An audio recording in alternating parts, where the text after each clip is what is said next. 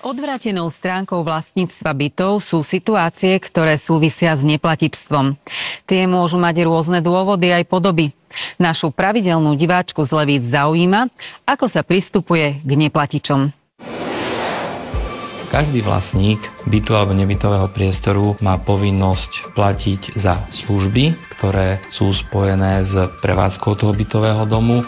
Platí sa príspevok do fondu údržby a oprav a takisto je to aj príspevok správcovi za výkon jeho činnosti. V prípade, že niektorá z týchto platieb nie je uhrádzaná riadne a včas, logicky vzniká nedoplatok tohto konkrétneho vlastníka a nie je možnosťou správcu, ale je povinnosťou správcu, aby sa o tieto nedoplatky zaujímal a tieto nedoplatky v prospech platiacich vlastníkov a celého bytového domu riešil. V zásade bude správca postupovať asi dvomi spôsobmi.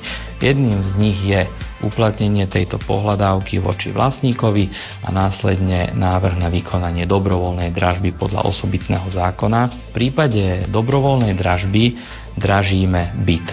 To znamená, tým najhorším následkom takéhoto procesu je, že vlastník bytu o tento byt príde.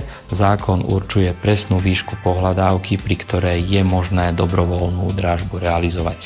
Tá istina pohľadávky sa pohybuje od úrovne 2000 eur vyššie. Druhým spôsobom je potom klasické súdne konanie, kedy správca daného neplatiča na súde žaluje, je v tomto konaní úspešný, tým pádom získa tzv. Exekučný titul a ďalej potom už postupuje formou exekúcie. V oboch prípadoch výkonu, to znamená aj dražby, aj exekúcie, musia vlastníci bytov s takýmto procesom súhlasiť. Čo sa deje, ak si bytový dom zobral úver od banky a niektorí vlastníci bytov ho nedokážu splácať? Banka nevyužíva ako rúčenie záložné právo na byty, ale vinkuláciu finančných prostriedkov, a to cez zmluvu o vinkulácii vkladu.